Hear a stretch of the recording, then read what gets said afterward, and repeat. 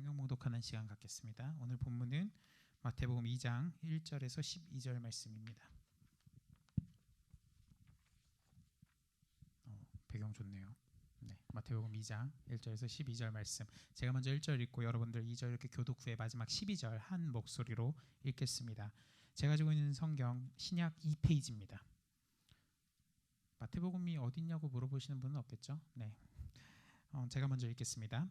헤롯 왕 때에 예수께서 유대 베들레헴에서 나심에 동방으로부터 박사들이 예루살렘에 이르러 말하되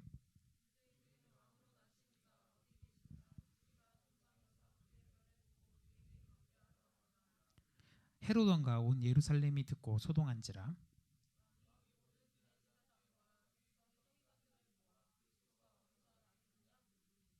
이르되 유대 베들레헴이오니 이는 선지자로 이렇게 기록된 바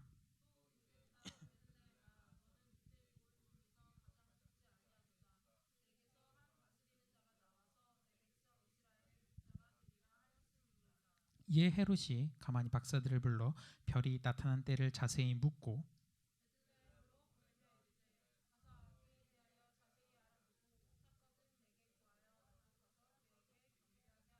박사들이 왕의 말을 듣고 갈새 동방에서 보던 그 별이 문득 앞서 인도하여 가다가 아기 있는 곳 위에 머물러 서 있는지라. 집에 들어가 아기와 그의 어머니 마리아가 함께 있는 것을 보고 엎드려 아기께 경배하고 보배합을 열어 황금과 유향과 몰약을 예물로 드리니라. 같이 읽겠습니다. 그들은 꿈에 헤롯에게로 돌아가지 말라 지시하심을 받아 다른 길로 고국에 돌아가니라. 아멘. 이 말씀을 근거로 그렇죠. 네. 따라하겠습니다. 즐겁지만 불편합니다. 이게 회장님이 너무 바쁘셔서 즐겁지만 불편하다라는 걸로 이제 주보에 써주셨는데 바쁘신 분이에요. 다 이해해 주셔야 됩니다. 즐겁지만 그래서 제가 즐겁지만 난 불편합니다로 분명히 기억하는데 불편하다로 보냈나 딱 이러고 있다가 불편하다 본인이 불편하신 것 같아요. 네, 자 우리 오늘 성탄절입니다. 오늘 크리스마스고 이제 그리스도교 최고 절기 중 두 개 중 하나입니다. 하나는 이제 성탄절, 예수께서 오신, 그리고 부활절입니다. 다른 절기들은 그 후에 만들어졌거나 혹은 약간 이 두 개보다는 좀 더 이름이 좀 약한 그런 거라고 생각하시면 돼요. 아까도 이제 찬양팀이나 많은 사람들이랑 나눴는데 도대체 성탄절의 의미가 뭘까? 오늘 사실 오시기 싫었던 분도 계시잖아요. 왜 교회 갈까? 귀찮은데 라고 생각하시는 분도 있을 수 있어요. 일주일 중에 가장 중요한 중간에 껴 있어서 더 부담이 될 수도 있습니다. 성탄절은 저는 그렇게 생각해요. 구약 마지막에 말라기나 이제 스가랴서 그때만 가면은 이제 하나님 이름으로 예언을 못 해요. 그걸 넘어서서 옆에 있는 사람한테 불신을 넘어서서 하나님한테 내 소유의 일부를 드리는 것도 아까워하는 신앙의 시대가 옵니다. 근데 마태복음은 독특하게 보통 어느 종교나 첫 장이나 뭐 이렇게 좀 앞에 장들은 이 신에 대해서 설명해요. 신에 대한 논증을 좀 해요. 근데 마태복음은 독특하게 신약 성경은 독특하게 신존재 증명을 하지 않아요. 그걸 바로 신존재 증명이라고 해요. 철학적이거나 신학적인 용어로. 근데 창세기 1장에 태초에 하나님이 계시니라. 그 하늘로 모든 걸 반은 설명하거든요. 근데 마태복음은 그렇게 시작하지 않아요. 마태복음은 족보로 시작합니다. 그래서 둘 사이의 갭을 어떻게 독특하게 연결하냐면 이 아기가 오셨는데 왜 왔냐? 얘네들이 갈등한다. 말라기랑 스가랴가 갈등의 문제를 많이 다루거든요. 갈등한다. 그 갈등에 화평케 하시는 이가 예수다라고 마태복음의 저자는 그렇게 고백합니다. 우리 동방 박사 이야기를 너무 많이 들었을 겁니다. 도대체 어떠한 이야기로 시작할까 한 이틀 사이에 고민을 많이 했거든요. 에라 모르겠다 이런 생각이 더 많았어요. 그래서 사실 너무나 뻔히 알고 있던 내용을 어떻게 한번 얘기를 풀어볼까.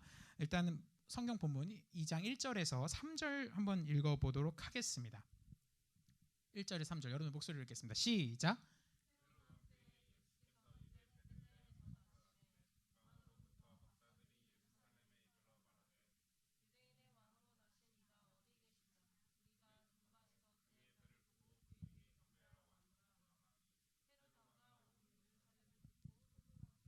자, 이게 되게 중요한 건데 첫 번째 동방으로부터 박사들이라고 하는데 성경에 1번이라고 써져 있지 않아요? 그러면서 밑에 하면 점성가 써 있으면 되게 좋은 성경입니다.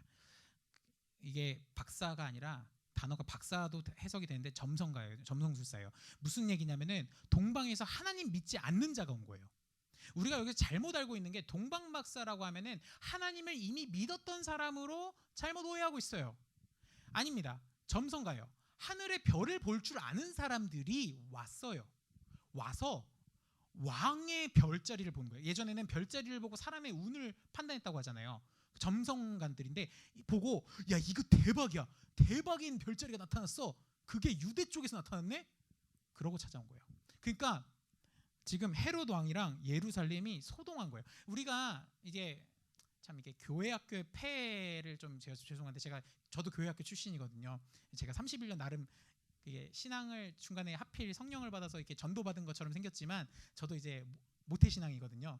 근데 꼭 배운 게 전도사님들이 동방 박사들은 다 하나님을 이미 믿은 사람이었고 그 다음에 헤롯 왕이 그냥 나쁘기만 한 사람이야. 우린 그렇게 배워요. 그래서 나도 본문을 그렇게 볼 뻔했어. 근데 다시 디테일하게 보니까 아니에요. 하나님을 믿지 않는 자예요. 동방 박사. 근데 얘네들이 눈치 없이 뭐라고 하냐면 왕의 별이 왔다 이러는 거예요. 왕의 별이 나타났다. 딱 이러는데 헤롯 왕이랑 예루살렘에 듣기 입장에서 아니 왕이 우리에게 왕이 있잖아요. 왕이 있는데 왕의 별이 나타나는 얘기는 새로운 왕이 등장한다는 얘기예요. 그러면은 헤롯 왕 입장에서는 반역이 일어나거나 내가 죽는다밖에 해석이 안 돼요. 그렇잖아요. 헤롯 왕 입장에서. 그러니까 소동한 난리가 난 거예요.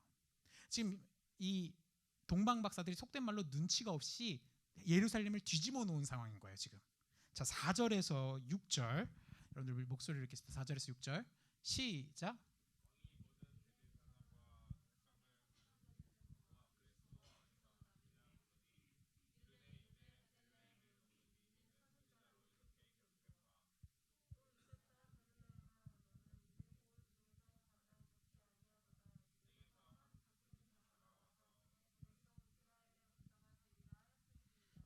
네, 뭐라고 하냐면은 왕이 난리가 났으니까 구약 전문가들을 부른 거예요. 야, 빨리 와.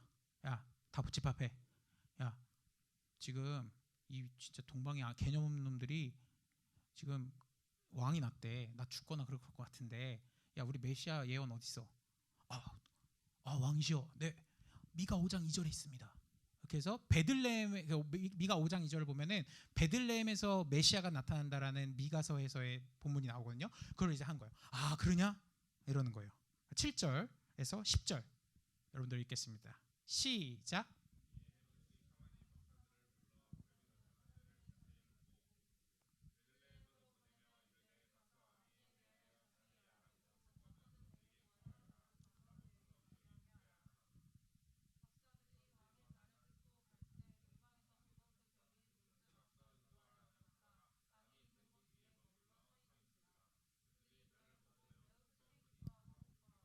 네. 되게 헤롯이 불러요. 다시 점성. 야, 알았어. 우리 고대 전승에서 뭐라고 하냐면은 우리 구약에서 구약이라고 이 사람들은 구약이라고 하지 않아요. 신약이라는 개념을 모르니까지 우리 성경에서 그런 얘기가 있어. 야, 베들레헴이래.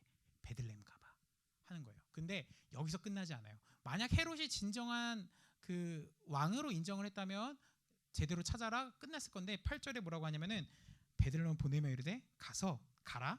동사가 있어요. 가라. 자세히 알아봐라. 그리고 찾아라. 그리고 나에게 얘기해줘라. 난 경배할 것이다. 이 5개 동사가 나오는데 되게 독특한 단어인데 이 사용이 교묘해요. 그러니까 막 이게 내가 종수 형제가 뭐 이렇게 나의 엄청 막 이 추천권 뭐 이런 거 혹은 복권이나 이런 걸 야 사와 막 그러면서 사오라고 이렇게 했는데 그냥 단순히 사오는 것만으로 그게 당첨됐을 때 얘기가 끝나지 않아요. 어떤 음흉한 수가 있을 때 자, 내가 샀지? 내 돈 줬지? 그러니까 너 나한테 돈은 조금 받을 수 있을지어도 그거 내 거야. 그 욕심이 있는 거예요, 본인에게. 근데 지금 헤롯 왕이 뭐라고 하냐면은 찾는 거에서 경배할까가 순수한 단어가 아니라는 거예요. 나에게 알려줘. 이게 왜 순수하지 않냐면 16절 띄워주세요. 뿅. 네, 좋습니다. 요새 마법이 통해요. 네, 예, 자 읽겠습니다. 같이 읽겠습니다. 시작. 이에 헤롯이 박사들에게 속은 줄 알고 심히 노하여 사람을 보내어 베들레헴과 그 모든 지경 안에 있는 사내 아이를 박사들에게 자세히 알아본 그때를 기준하여 2살부터 그 아래로 다 죽이니. 어떤 느낌이 나나요? 출애굽기에서 바로가 모세가 태어났을 때 이 모세 그러니까 히브리인의 어떤 아이들을 죽이는 모습이 떠오를 수 있습니다. 지금 그러니까 예수의 태어남으로 인해서 이 예수는 이게 예수님이 의도하신 건 아니에요. 어쨌거나 많은 아이들을 죽게 한 결과가 나옵니다.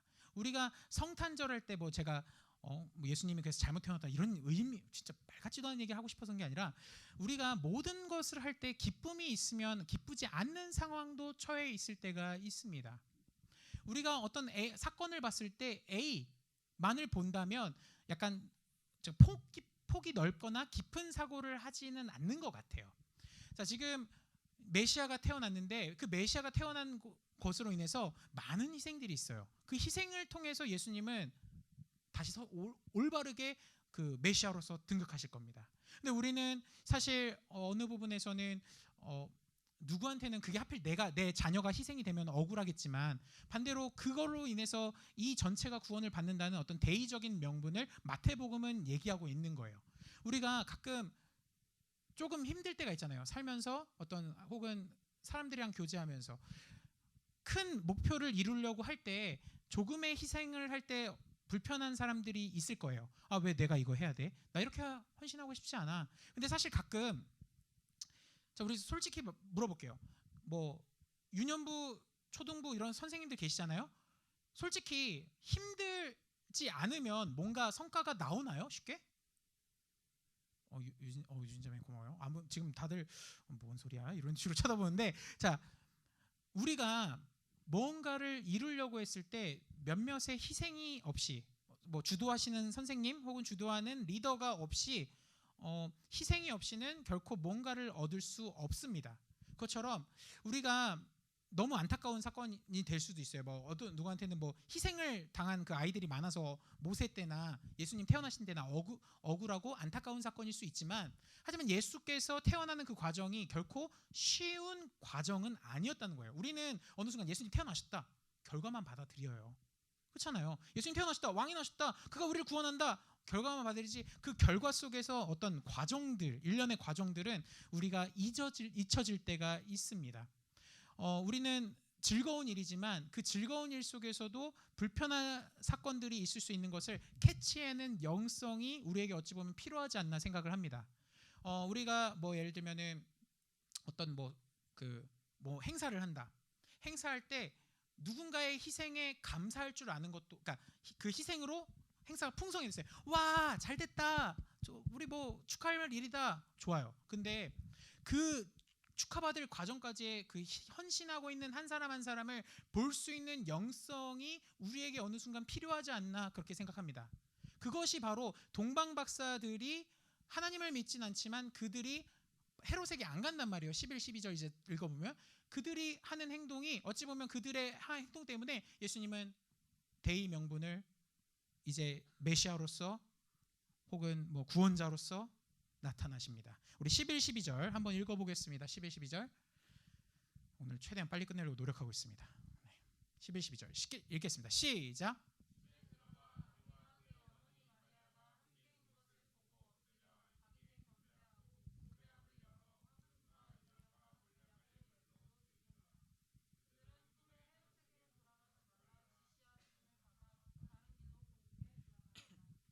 네, 이 황금 유향 모략이 참 난처해요. 황금은 알죠? 황금 싫어하는 사람 없죠? 있나요? 네, 황금 다 좋아할 것 같아요. 황금은 이렇게 황금 유향 모략의 관계를 되게 많은 분들이 해석을 하시는데 저도 제가 말하는 것도 그 여러 가지 견해 중에 하나입니다. 황금은 보통 물질을 상징해요. 그 사람들, 그러니까 왕이 갖고 있어야 될 어떤 물질, 그 물질을 이방 아무도 하나님을 믿지 않는 자가 황금을 드린다는 거예요. 지금 왕으로서 대접을 받는 거예요. 지금 유향 유양 혹시 여기 카톨릭 갔다 온 적 있으세요? 카톨릭? 제가 이게 2010년에 신해산을 갔다 왔거든요. 신해산 사진을 한번 구했어야 되는데 신해산을 갔다 왔는데 그 신해산에 순례하시는 카톨릭 신부님이 늘 계세요. 이렇게 늘 매일은 아닌 것 같고 분기마다 오시는 것 같은데 마침 그때 그분을 맞추었는데 그분이 검은 이렇게 뭐 이렇게 막 줄로 이렇게 쇠사슬로 연결돼 있는 하나의 그 통이 있어요. 그 영화 검은 사제들 보신 분 계세요? 검은 사제들? 검은 사제들 보면은 그 뭐지? 구마라고 하죠. 카톨릭에서는 구마, 우리한테는 축기. 우리한테는 귀신을 쫓아보낸다 할 때 축기고 이제 구마라고 하는데 구마 의식 마지막 단계에서 그 불에다가 태워서 그 강동원이 막 라틴어로 부르면서 이렇게 막 흔들면서 이렇게 검은 연기가 쫙 나오는 게 있어요. 그게 유향을 태우는 거거든요. 그 냄새를 맡으면 여기 자고 있는 형제 자매들은 무조건 눈을 뜨는 걸 넘어요. 개념이 달라요. 그냥 제가 한번 맡아봤거든요. 그러니까 약간 그런 뭐 똥 냄새 이런 거 전혀 그런 거 아니에요. 진짜 이게 무슨 냄새지? 이렇게 충격받을 정도의 냄새인데 유향을 갖고 있으면 짐승들이 못 건드려요. 짐승들이 못 건드리는 겁니다. 그래서 유향을 태우는 거는 정화의 의식도 있고 두 번째 그런 백수 직업 없는 백수 아니에요. 네. 그 모든 짐승들이 경배하거나 그 두려워하는 냄새가 바로 유향의 냄새입니다. 세 번째 몰약. 몰약은 이게 좀 약간 여러 가지 해석이 있는데 일단 확실한 건 저거는 몰약은 저거 시체를 부패하지 않게 하는 방부제 역할 같은 거 하는 거예요. 아마도 여러 가지로 해석이 가능한데 예수께서 이제 죽으실 것을 알 수도 있어요. 그래서 왜냐면은 유대인들 개념에서 부활이라는 거는 육신의 훼손을 얘기하지 않아요. 육신이 올바로 있는 상태에서의 부활을 얘기해요. 그게 어떻게 나면 에스겔 37장에 그 생명의 영이 있거든요. 그 마른 뼈 환상 있잖아요. 마른 뼈 환상에서 그게 이스라엘 백성 전체를 회복시킨다는데 육체가 만들어지고 그것처럼 유대인들의 개념 속에서는 육체가 없어지는 게 아니라 육체가 훼손되지 않는 상태에서 부활을 얘기하기 때문에 여기는 이제 일반적으로 이제 두 가지 앞에 이제 첫 번째 황에서 그 돈이 최고인가 봐요. 그 당시에도 돈. 두 번째 이제 모든 백수들 이제 짐승들이 건들지 못하는 왕. 세 번째 그의 죽으신 것을 이제 죽으신 몸을 유지하고 이제 부활하실 것을 어떤 예표하는 그런 의미로도 해석은 가능합니다. 자, 우리가 너무 이제 그 황금이나 이제 그러니까 이단들도 이렇게 막 쓰더라고요. 근데 제가 볼 때는 이 해석이 뭐 세 가지 해석이 제일 무난한 해석인 것 같아서 갖고 왔습니다. 뭐 황금 어쩌나 유양, 모략 이런 건데 마지막 이제 헤롯에게 돌아가지 말라. 네. 헤롯이 만약에 이들이 동방박사가 헤롯에게 갔으면 어찌 보면 또 역사는 또 달라졌지 않을까 그렇게 생각합니다. 그것을 천사들이 보여주는 걸 통해서 우리 예수님께서 이제 세계 아까 황금 유양 모략이 왕에게만 바치는 선물이거든요. 왕에게 바치는 선물을 통하고 그 왕이 이제 왕의 신하죠. 천사가 그들의 삶을 살려줍니다. 우리는 어느 순간 즐거운 예수님의 탄생을 너무나 단편적으로만 보고 있는 것 같습니다. 여러분들 사실 이제 제가 3분 내로 끝낼 거예요. 오늘은 좀 더 최대한 일찍 끝내려고. 왜냐하면은 저도 힘들거든요. 네, 저도 힘들고 반대로 여러분들에게 너무 이렇게 끌어봤자 도움이 안 되거든요. 딱 던지고 도망가야 되거든요. 저는 던지고 도망가기 깔끔한데 자 우리가 즐거운 성탄절입니다. 즐거운 성탄절이라고 우리가 어떤 무의식적으로나 혹은 뭐 그냥 속으로는 안 기쁘지만 그래도 기쁜 날이라고 다 인식하고 있는 것 같아요. 그렇지만 하나하나를 면밀히 자세히 보면은 예수님께서 태어나신 과정부터 성장하실 때 과정 그리고 십자가에 달리실 때 과정까지 하나하나를 놓치기가 너무 힘들어요. 하나하나를 디테일하게 우리는 봐야 되는데 우리는 어느 순간 예수님 부활하셨어, 예수님 오셨어, 예수님 십자가에 달리셨어, 모든 걸로 단편화시켜서 끝내려는 거, 우리에게 어느 순간 그 신앙생활에 일반화가 있지 않나요? 나 예배 드렸어, 나 헌금 드렸어, 나 하나님 만난 것 같아. 어찌 보면 오늘 예수님께서 탄생하신 것 자체가 즐거운 일이지만 저는 그렇게 도전하고 싶어요. 그 헤로드 왕 못지않게 우리의 신앙도 그렇게 불편한 신앙을 살고 있는 거 아닌가? 우리는 어느 순간 하나님을 만난다고 하면서, 하나님을 경배한다고 하면서 하나님, 내가 여기 성전에 왔으니까 경배한 것 같아요. 하나님, 헌금 드렸으니까 된 거 아닌가요? 하나님, 나는 이렇게 하면 된 거 아닌가요? 그렇게 신앙생활 하고 있는 저의 모습을 볼 때마다 나도 아직 멀었구나. 나는 천국은 가겠죠. 천국 가서 두들겨 맞겠죠. 대신 하나님한테 천국 가서 두들겨 맞겠구나 생각합니다. 여러분들 천국 갈 거예요. 하지만 천국 가서, 물론 하나님한테 대들면 안 되죠. 두들겨 맞겠죠. 갔는데 너 뭐 했니? 너 내가 그렇게만 살라고 하진 않았을 거 아니니? 라고 질문하신다면 그 천국 간 일 자체가 즐거워요. 예수님 본 게 너무 즐거워요. 근데 불편하지 않을까요? 우리의 신앙이 어느 순간 종교의식처럼 그냥 난 예배 드리면 돼, 난 성경 읽었어, 난 헌금 드렸어, 나 그래도 선을 베풀었어, 이걸로 끝난다면 예수님을 뭐하러 믿나요? 우리 예수님 믿어서 뭐 하나요? 오늘 성탄절이 어찌 보면 즐거운 날인가 동시에 불편한 날이 되어야 되는 게 우리의 현실인 것 같아요. 이제 1분 내로 마치려고 합니다. 3분에서 2분 지난 것 같아요.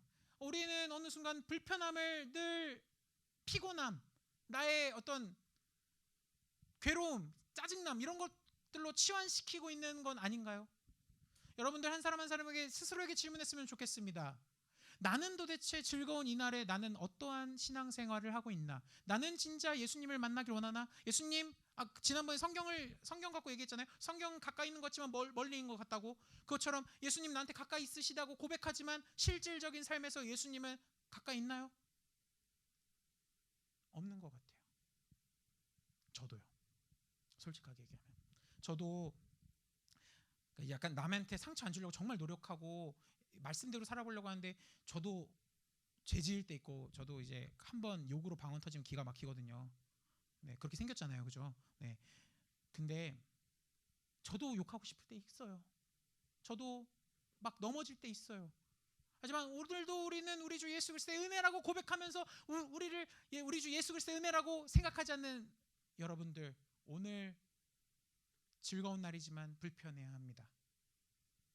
즐겁기만 하면 그걸로 그냥 1차원적으로 우리의 삶을 사는 거 아닌지, 그런 오늘 한 2, 3일간의 고민을 해봤던 것 같습니다. 옆에 사람들 한 번만 쳐다봐 주실래요? 우리 사실 뭐 안 친한 사람도 있고 정말 못생긴 사람도 있고 정말 잘생긴 사람도 있고 그렇잖아요. 근데 그 사람들 가운데서도 하나님께서 역사하십니다. 우리 일 가운데서도 불편한 일이 있어도 그 불편한 일에서 극복할 수 있는 거, 신앙으로 극복할 수 있는 거, 혹은 동역자로 극복할 수 있는 거, 다 그리스도의 은혜를 넘어서서 그리스도가 옆에서 보내주신 그 사람 때문에 넉넉히 이길 수 있는 믿음이 우리가 있다면 한 주간 버티더라고요. 그런 것 같습니다. 다 이렇게 되실 줄 예수님의 이름으로 축원합니다.